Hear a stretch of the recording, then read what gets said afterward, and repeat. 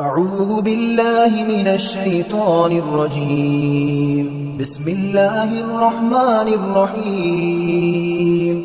ياسين والقرآن الحكيم إنك لمن المرسلين على صراط مستقيم تنزيل العزيز الرحيم لتنذر قوما ما أنذر آباؤهم فهم غافلون لقد حق القول على أكثرهم فهم لا يؤمنون إنا جعلنا في أعناقهم أغلالا فهي